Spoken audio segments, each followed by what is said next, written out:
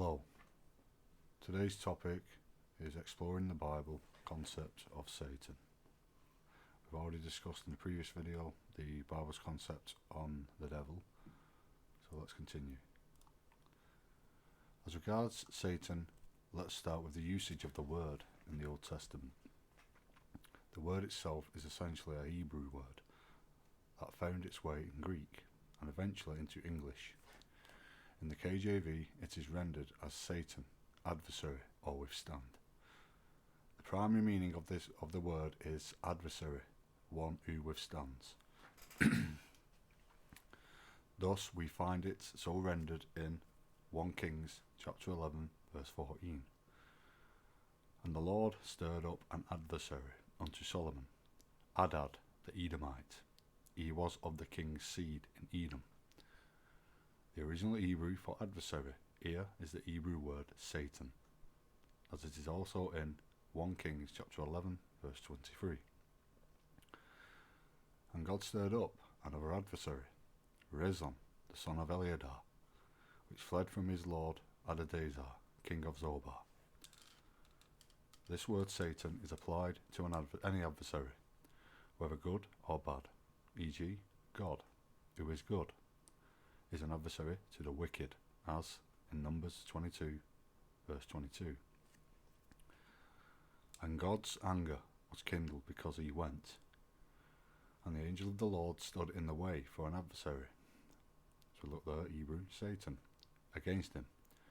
Now he was riding upon his ass, and his two servants were with him. So the Hebrew word Satan is also translated withstand, as you can see here. Later on in the instance as Numbers 22 verse 32. And the angel of the Lord said unto him, Wherefore hast thou smitten thine ass these 3 times? Behold, I went out to withstand thee, because thy way is perverse before me. So the translators sometimes just transliterate the Hebrew, as in 1 Chronicles 21 verse 1. And Satan stood up against Israel, and provoked David to number Israel. And David said to Joab, and to the rulers of the people, Go, number Israel from Beersheba even to Dan, and bring the number of them to me, that I may know it. But it is a mistake to think that when the Hebrew is rendered Satan, that the orthodox Satan is being referred to. For example, the Satan, adversary, here referred to is God, who was seeking occasion against Israel for their unfaithfulness, as the corresponding accounts show in 2 Samuel chapter 24 verse 1. And again, the anger of the Lord was kindled against Israel, and he moved David against them to say, Go, number Israel and Judah.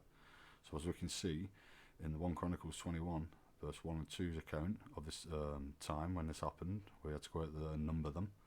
It's making reference in the Old Testament, in 2 Samuel 24:1 as well. So these 2 accounts here, same thing, and then in 2 Samuel 24 verse 1, it's telling you whom it was, who this Satan stood up against Israel.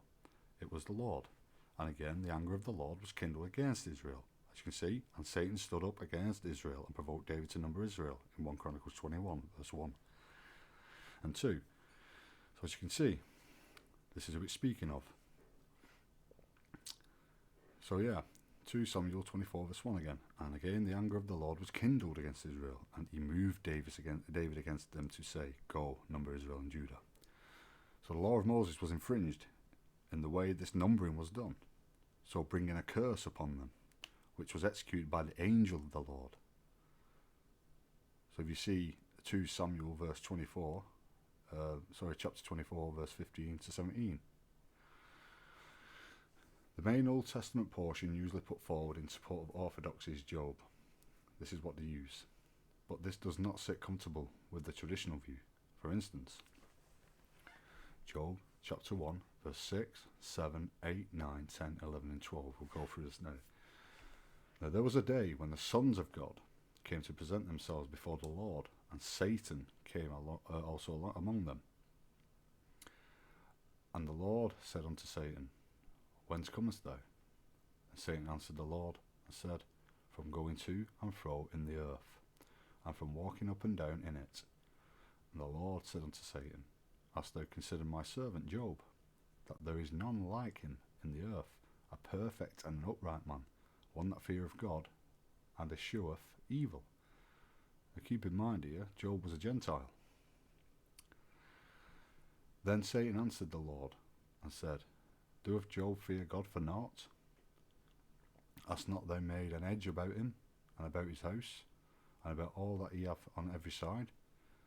Thou hast blessed the work of his hands, and his substance is increased in the land. But put forth thine hand now, and touch all that he hath, and he will curse thee to thy face.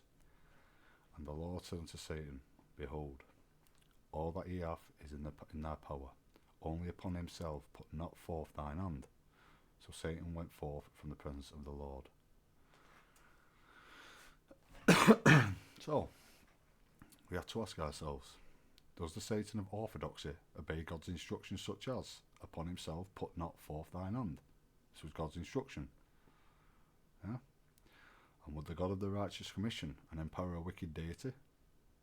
And why was Satan numbered amongst the sons of God, such that God granted his requests? God often granted requests made by his servants, the prophets, but the orthodox Satan is depicted as God's enemy. So even the sons of God are the prophets, or anybody who he does for his own bidding, by his agency of his Holy Spirit. So in Job 2, chapter 1,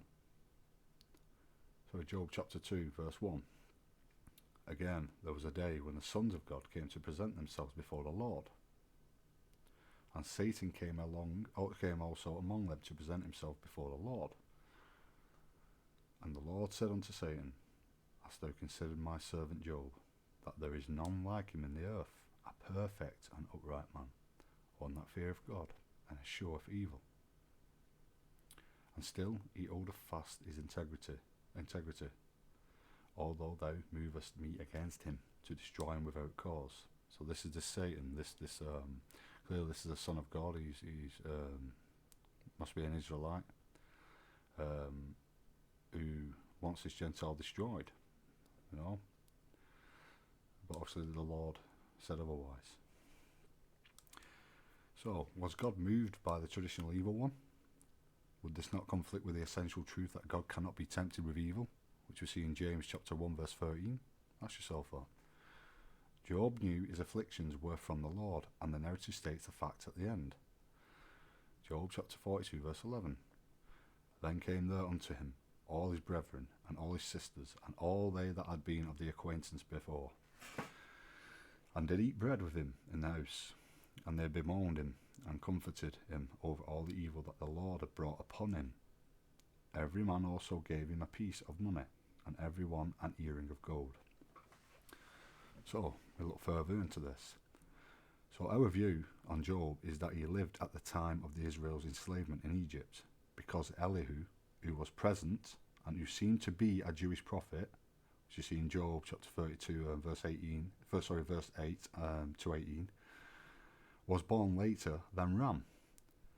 Job chapter 32 verse 2, i.e. long after they had settled in Egypt, because Ram was a great-grandson of Judah. You can look at that in Ruth chapter 4 verse 17 and 18. As no mention is made of Israel, it would seem also that it was before Israel became a nation in the land of Israel. Elihu seems to be the inspired writer of the book, for in Job chapter 32 verse 15 to 17 he speaks like the narrator. So, maybe Elihu was like the prophet Jonah, who resented the God of Israel being favourable to Gentiles, and so made himself Job's adversary. If this be so, maybe Job's request was answered when he said, in Job chapter 31 verse 35, he says, "Oh, that one would hear me. Behold, my desire is that the Almighty would answer me, and that mine adversary had written a book." So, it would be fitting for the book of Job to be written by a prophet of the Jews, example, Elihu, because that unto them were committed the oracles of God, see in Romans chapter 3 verse 2. So, if Elihu was an exile from Egyptian slavery, he would, like Abraham, be a stranger and sojourner in those parts. So, going to and fro in the earth. So, look in Hebrews, it's eretz, the land, and walking up and down in it. In Job chapter 1 verse 7.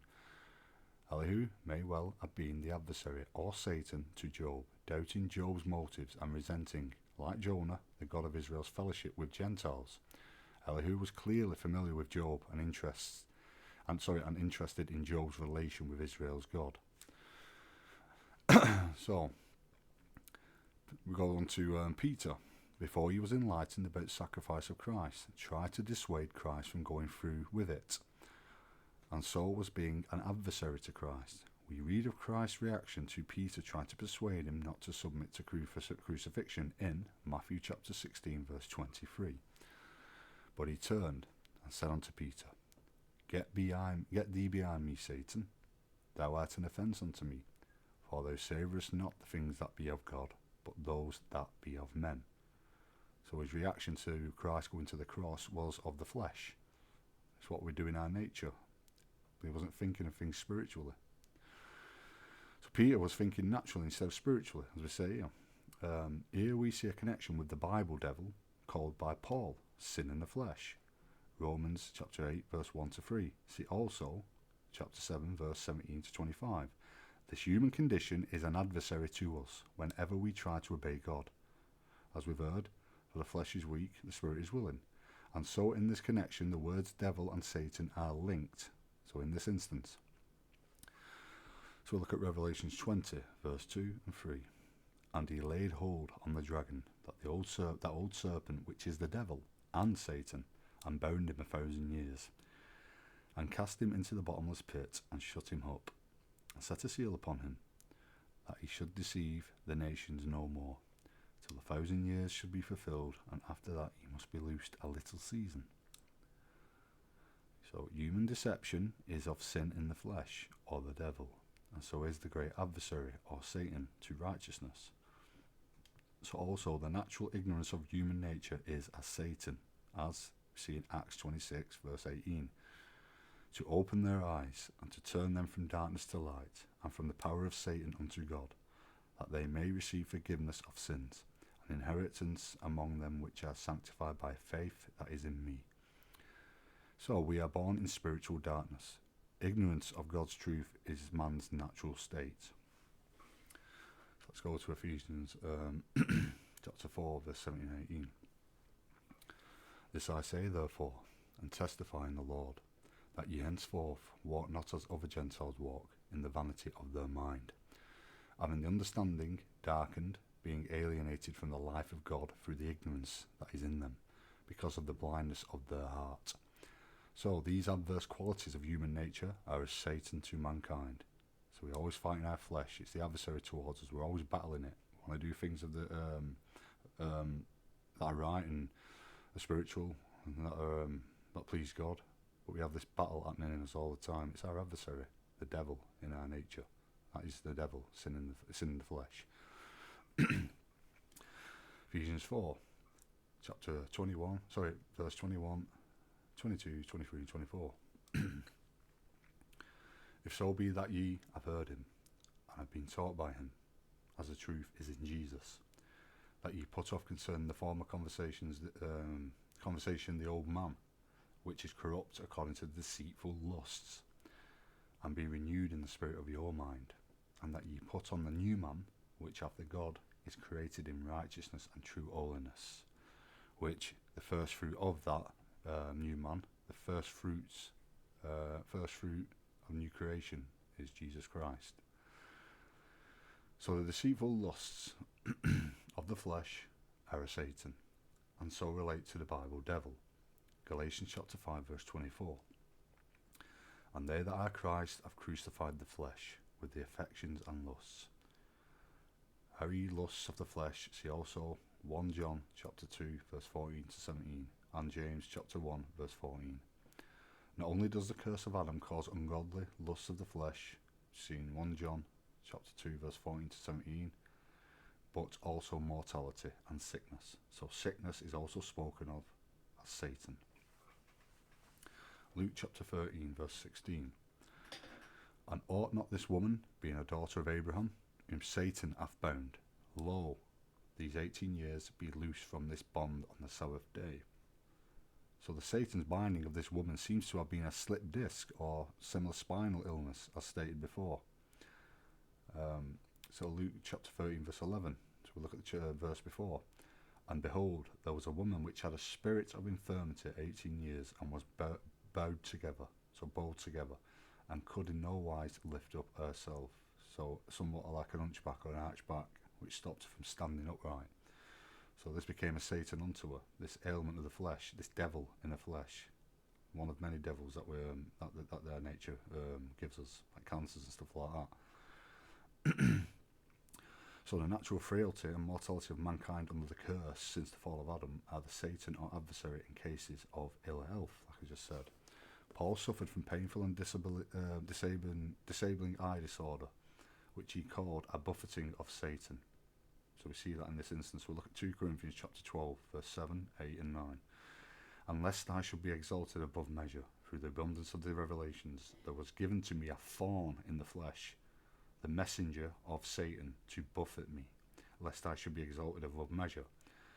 For this thing I besought the Lord thrice, that it might depart from me. And he said unto me, My grace is sufficient for thee, for my strength is made perfect in weakness. Most gladly therefore will I rather glory in my infirmities, that the power of Christ may rest upon me. So we see, clearly this affliction was from God, for the purpose stated. The world being governed by rulers who serve the flesh, created obstacles to the preaching of the truth. Thus Paul speaks of political adversaries as Satan. And an example of political adversaries is the political religions, like Islam, Catholicism. Yeah, the things since Nicaea 325 AD in the Nicene Creed, when Constantine was about, and then it was solidified in the Athanasian Creed, so basically the persecuting church, where the Trinity was born. So all you who are in this Trinity nonsense are Catholic by default, pagan Christianity.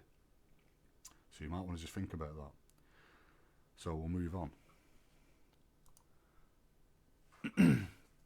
I'll look at 1 Thessalonians chapter 2, verse 16, 17 and 18. Forbidding us to speak to the Gentiles, that they might be saved, to fill up their sins alway, for the wrath is come upon them to the uttermost. But we, brethren, being taken from you for a short time in presence, not in heart, endeavoured the more abundantly to see your face with great desire. Wherefore we would have come unto you, even I, Paul, once and again. But Satan hindered us. So we'll look at this. Again, political and religious opposition is referred to as Satan in Revelation chapter 2, verse 12. And to the angel of the church in Pergamos write, These things saith he which hath the sharp sword with 2 edges. I know thy works, and where thou dwellest, even where Satan's seat is, and thou holdest fast my name, and hast not denied my faith, even in those days wherein Antipas was my faithful martyr, who was slain among you, where Satan dwelleth. So we look at a little note here. Pergamos was the name of the kingdom, as well as of the city. The seat of government was in the city.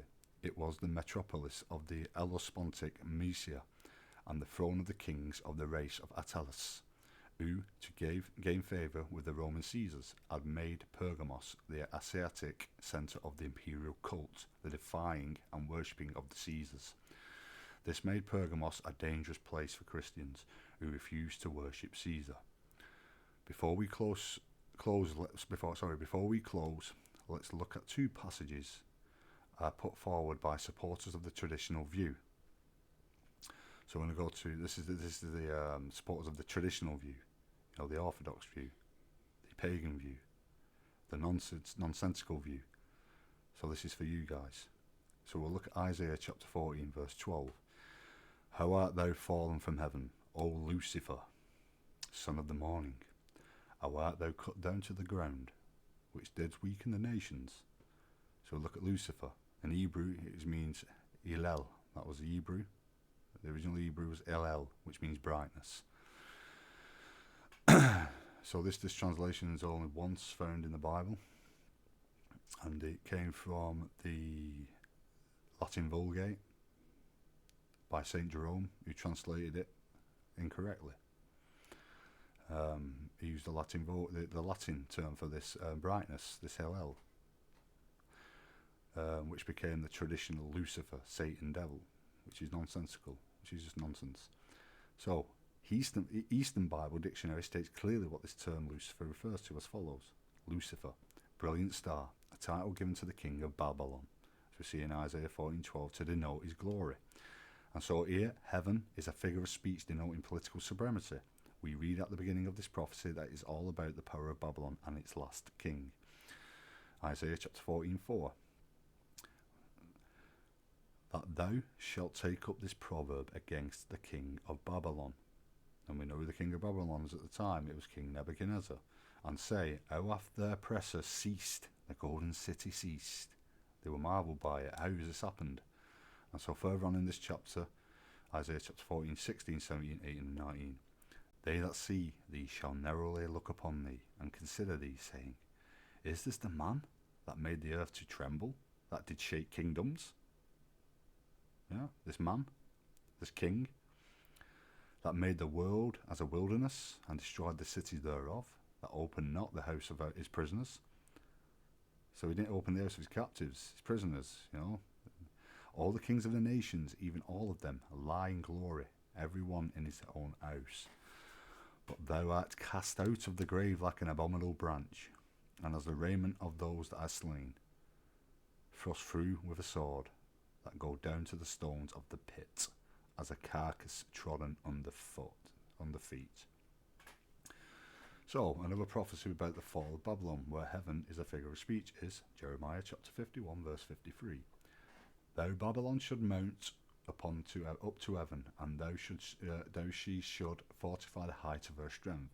Yet from me shall spoilers come unto her, saith the Lord. So the other passage used by those who hold the traditional view is Ezekiel 28, verse 13, 14, 15. So let's look into this then. Let's see. We know what the traditionals think. They think this was Satan in the garden, but the traditional Satan. So let's have a look. Thou hast been in Eden, the garden of God. Every precious stone was thy covering: the sardius, topaz, the diamond, the beryl, the onyx, and the jasper, the sapphire, the emerald, and the carbuncle, and gold, the workmanship of thy tabrets, and of thy pipes was prepared in thee in the day that thou was created. Thou art the anointed cherub that covereth, and I have set thee so. Thou was upon the holy mountain of God. Thou hast walked up and down in the midst of the stones of fire. Thou was perfect in thy ways from the day that thou was created, till iniquity was found in thee. But please read the whole chapter, okay? Just read the whole chapter for context. It consists of prophecies against Tyre and Zidon in Lebanon. That's what it means. As stated in verse 12. Ezekiel chapter 28, verse 12. Son of man, take up a lamentation upon the king of Tyrus, and say unto him, Thus saith the Lord God, thou sealest up the sun, full of wisdom, and perfect in beauty.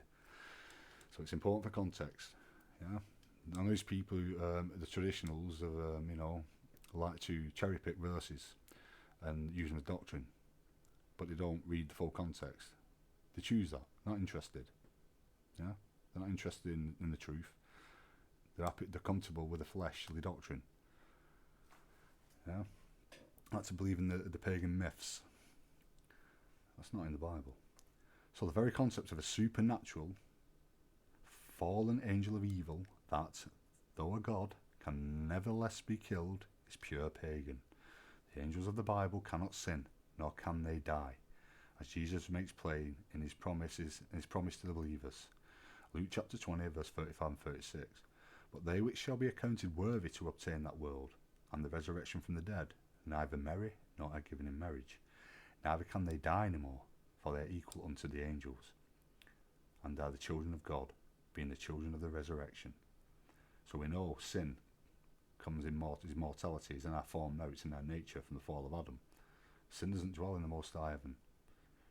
Yeah, this new spiritual body that we obtain after resurrection of flesh and bones is, it's not of sin nature anymore. It cannot sin. So for anybody to say Lucifer was a fallen angel from the high heavens, and they say he was cast out because he sinned, sin cannot dwell in the presence of God. It's enmity towards him. It can't even have the foundations to dwell or even manifest. It cannot happen. Sin is the fallen state of man. Yeah? It's on earth. So circumstances weren't there in the first place for any angel to transgress, because they can't transgress against God. Full stop. It's not in their nature. So think about that for a moment. So we look at Neve's Topical Bible Dictionary. Topic: Lucifer. Test: Nebuchadnezzar was called by this name, sometimes mistakenly associated with Satan. Eaton's Bible Dictionary. Topics: Beelzebub. Text: Fly Lord, the god of the Philistines at Ekron. So look in 2 Kings chapter 1, verse 2, 3 to 16. This name was given to the god because he was supposed to be able to avert the plague of flies, which in that region was to be feared. He was consulted by Isaiah. So, summarise the key things we have identified today, which follows. 1. The word Satan itself is essentially an Hebrew word that found its way into Greek and eventually into English. In the KJV, it is rendered as either Satan, adversary, or withstand. Interchangeable. The primary meaning of the word is adversary, one who withstands. That is it. This word Satan is applied to any adversary, whether good or bad. E.g., God, who is good, is an adversary to the wicked, as in Numbers 22:22 and 1 Chronicles 21, verse 1 to 2. 3. But it is a mistake to think that when the Hebrew is rendered Satan, that the Orthodox Satan is being referred to. Big mistake. It's just an interchangeable of the same meaning. For example, the Satan adversary referred to above is God, who was seeking occasion against Israel for their unfaithfulness, as the corresponding account shows in 2 Samuel 24, verse 1. 4. That Satan in the book of Job was most likely Elihu, the prophet, who resented the God of Israel showing favour to non-Jews, because Job was a Gentile. 5. That human nature in various forms is a Satan. That Peter, when acting in an unspiritual way, was called Satan by Jesus. 7. That such adverse qualities of human nature are Satan to mankind. They are an adversary towards us. Our nature, when we get illnesses, they're an adversary. Yeah?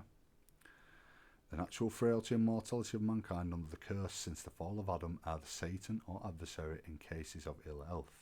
Oh, so that's that part again. That political and religious opposition is referred to as Satan. Yeah, anything opposing anything. So if I have a political disposition and somebody has a different political disposition, we are adversaries to each other. Satan towards one another. Yeah. So that Lucifer was the king of Babylon. Yeah.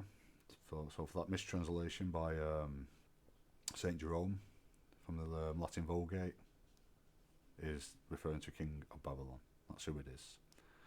That the king of Tyre is mistaken for the traditional Satan. So as you can see in the summary, we've been through all this in this topic. That will bring us to the end of it. And thank you for watching. Take care.